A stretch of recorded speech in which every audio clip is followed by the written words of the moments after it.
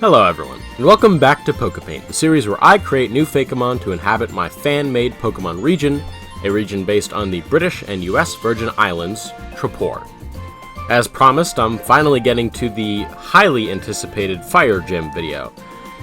Well, is it highly anticipated? What I really mean is that I've had most of the art done for this since like September, and other projects have just gotten in the way of me making this video, so I guess I've been anticipating this. Anyways, as I'm sure you all know if you're this far into the Pokepaint series, there are 8 gyms in the Tripor region. Water, Flying, Dark, Fighting, Electric, Fire, Ghost, and Dragon. With the exception of the first 2 and the last one, the middle 5 gyms can be done in any order, although they do have set difficulties. Sort of along the lines of how it was done in the original Pokemon Crystal. All 5 of these middle gyms being located in the open sea zone, which would act as my version of the wild area, if this were a game. And since we've been over all of the wild zone gyms except for one, we're going to develop a gym leader, a story, and some Pokemon for this fire gym today. The first Pokemon I did for this video I made way back on September 13th, according to my computer.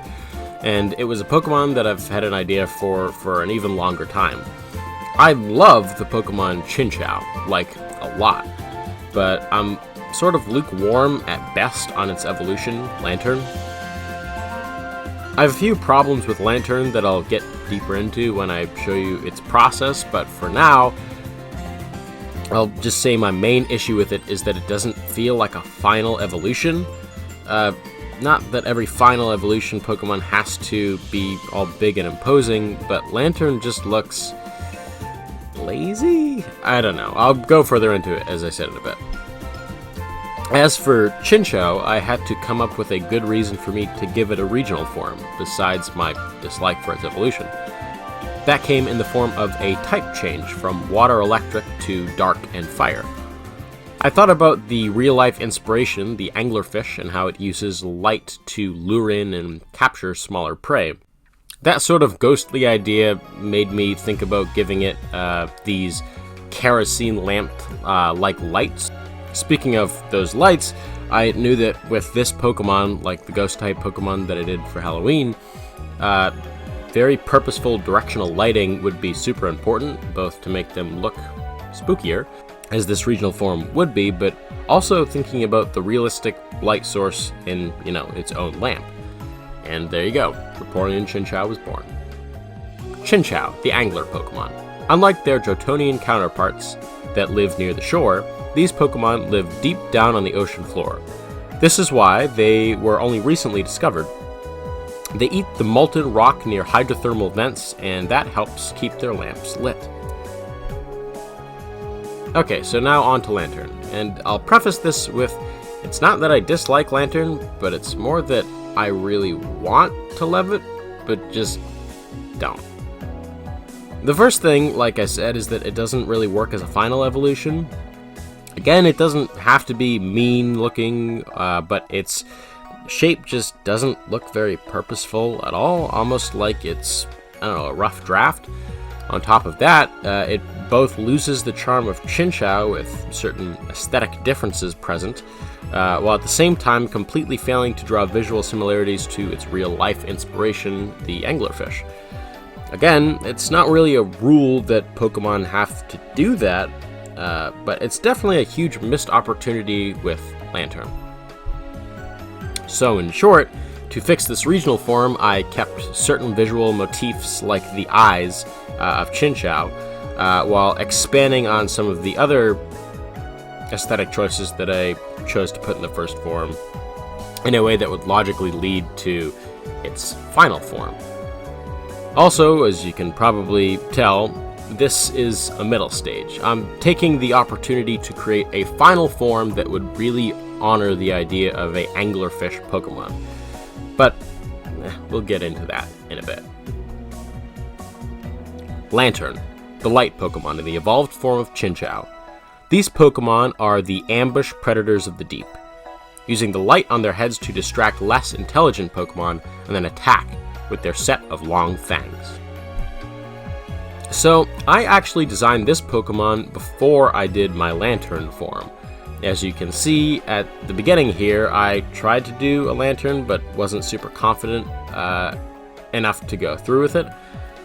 So halfway through, I switched gears and made this final form, both so that I could expand on ideas for where this was going in my head already, and also so that I could go back and have a better idea where Lantern would go, visually speaking. It took me some time to get a shape that I really liked, but I knew that I wanted a few things. The first is that I would make the jaw sort of the centerpiece of the design, making it this massive, intimidating, almost bear trap-like maw. Not only that, but I would make its body visually a little hard to read.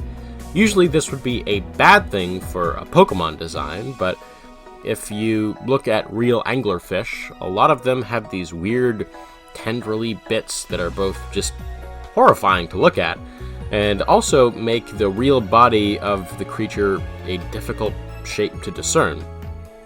This, of course, is on purpose, as you don't really want your prey to be able to make out what you are. So I wanted to emulate that confusing amorphousness by giving these difficult to read flowy bits that distract from the shape of the body. This was further solidified by making its accent colors very muted and limited. I had the idea of making its lure a little Chinchou, and although I like the sort of dark aspect of that idea, I still decided to throw it away and keep the lamp to keep continuity for its previous forms. And besides, it's already a very busy design. The final thing to note was that the first thing that I came up with for this Pokemon was actually its name. Way back in like April, when I was first coming up with this idea, I was trying to brainstorm a name, and I feel like I really struck gold with this one, at least for my taste. And that is a portmanteau of the words lure, referring to its alluring lamp, and king, as top predators in an ecosystem are often referred to as a king. Think lions and such. And then I combine those two into lurking to sound like the word lurking, as it would lurk in the deep. A lot of older Gen 1 and 2 names were made in a similar way to that, to not only sound like a real word, but accurately describe the Pokemon. So I love that thematic tie-in to the main series games. I also think it's very fitting to have an old-fashioned Pokemon name, as this is an evolution of a Gen 2 Pokemon.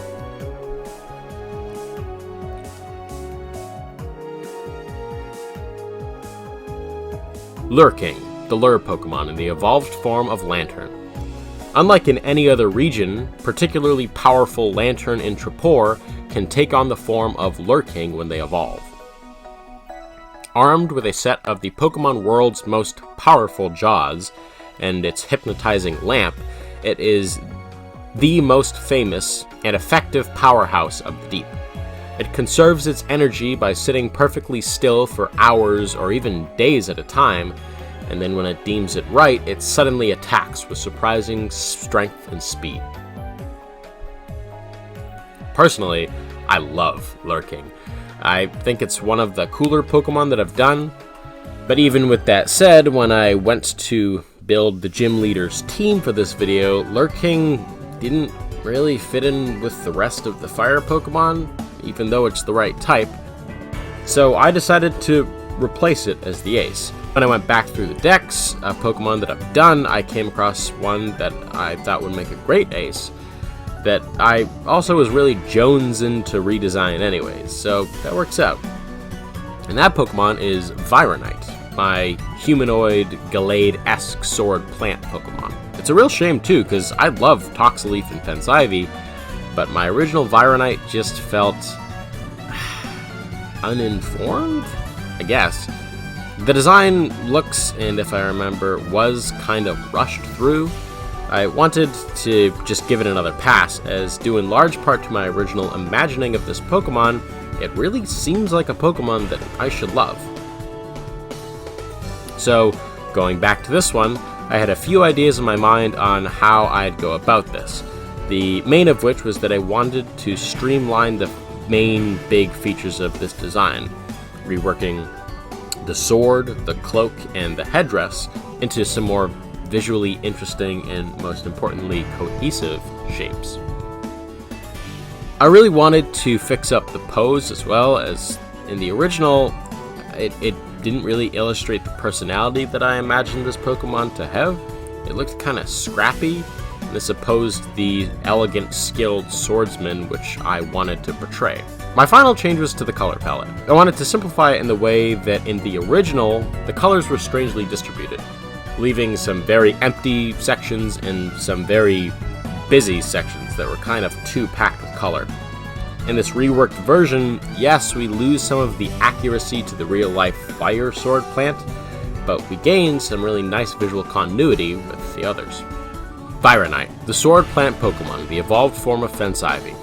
Vironite are some of the most skilled combatants in the Pokemon world, so much so that they refuse to take orders from a trainer that they have lost respect for.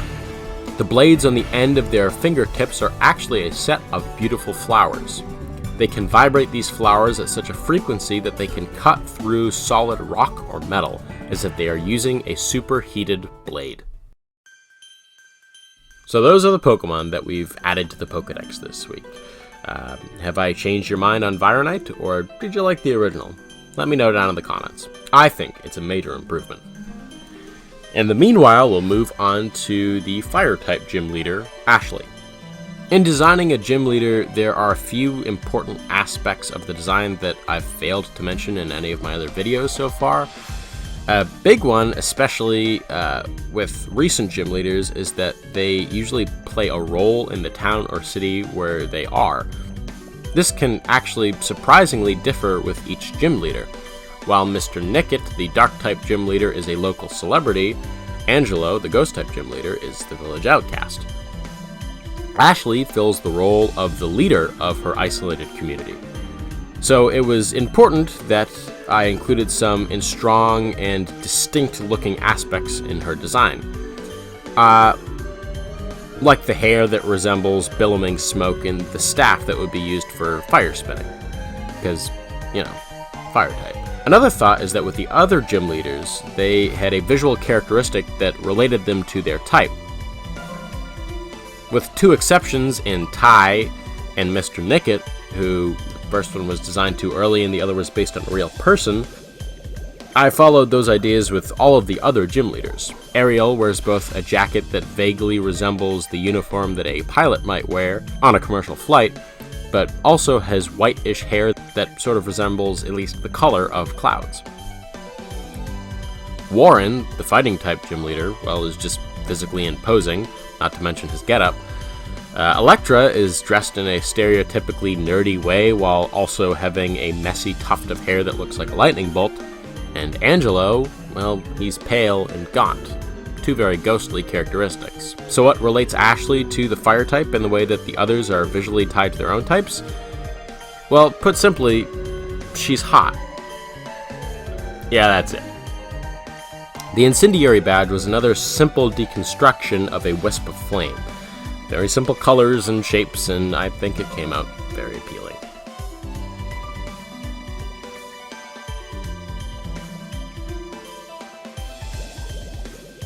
Before we arrive in the gym town for this episode, we take a little detour towards one of the final landmarks in the open sea zone, the wreck of the SS Anne.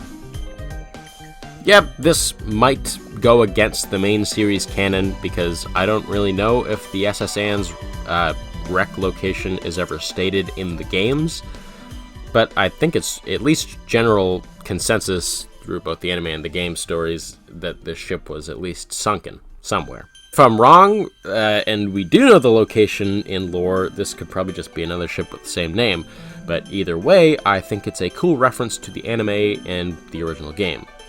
The wreck, of course, is based on a real shipwreck in this area of the BBI called the Wreck of the Rhone. Here, amongst the dark and gloomy remnants of the shell of the former vessel, can be found a myriad of deep-sea Pokemon that make their home all the way down here.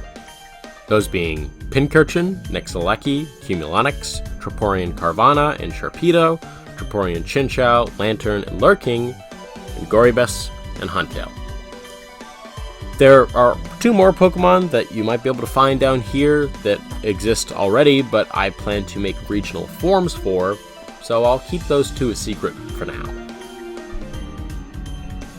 Resurfacing, we come up near a town, half built on a small island and the other half on wooden ramps and docks, like Pacifilog Town or Lake Town from The Hobbit. Median Town, as it's called, gets its name from the ancient Greek word for Greek fire. This sort of mysterious fluid that Greeks would use in naval warfare, a flammable substance that would stay lit even on top of water. As this is the town of the Fire Gym and it's built on the water, I felt the name fitting. In the gym here, the trainers are armed with Alolan Marowaks, Palava's Slugma, and Dwebel's Fire form. The puzzle would sort of most resemble the Blackthorn Gym's puzzle, but in reverse, I guess, as you would have to spill these vats of lava over this pool of seawater in order to create sections of dry land in the form of cooled volcanic rock to make a meandering path to the gym leader. Should you solve this puzzle and reach Gym Leader Ashley, she'll note your fiery determination for Pokemon battling, and the battle begins.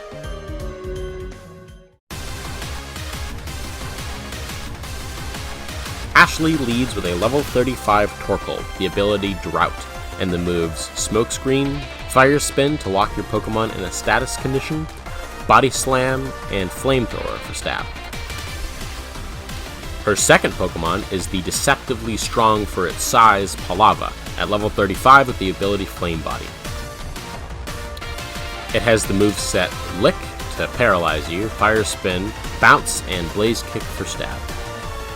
Her penultimate Pokemon is a level 37 Crustle with Magma Armor, and the moveset Protect, Earthquake, Fire Spin, and Lava Plume.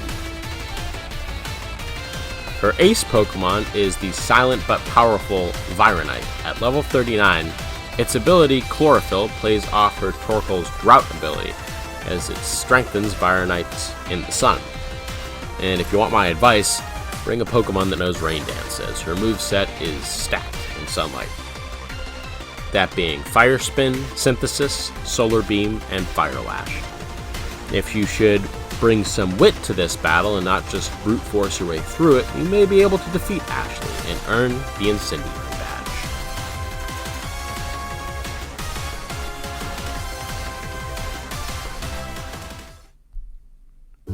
How's your team shaping up? Have any of my new Pokemon earned their way onto your team? Let me know in the comments below.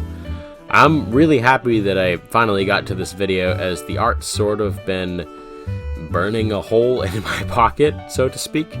I'm really excited for this November and December, because not only do I have a lot of cool stuff planned in the world of Pokepaint, but I'm also working on a secondary world building project that I call History of the Future. It will be structured sort of similarly to Pokepaint, but in a universe entirely of my own making, set in humanity's spacefaring years in the early 3000s. That's hopefully going to premiere mid-November to early December, so for those of you who are interested in all things sci-fi, this will probably be quite a treat. Then again, if you can't wait that long, you'll still have to wait a little bit while I'm working on it, but there is a way to view History of the Future, Pokepaint, and all of my other content early on Patreon. There, if you want to support me by getting my videos at minimum 2 days early, or just whenever I finish them, you can, for $5 a month. If you're able to, and more importantly, if you want to, you can go check it out over there. It gives me the financial support that I need to commit more time into doing YouTube, which is what I'd really like to do anyways. So that'll do it for this video. I hope you all enjoyed. If you did and want to see more videos like this, then feel free to subscribe and turn on the bell to get notified when I upload next.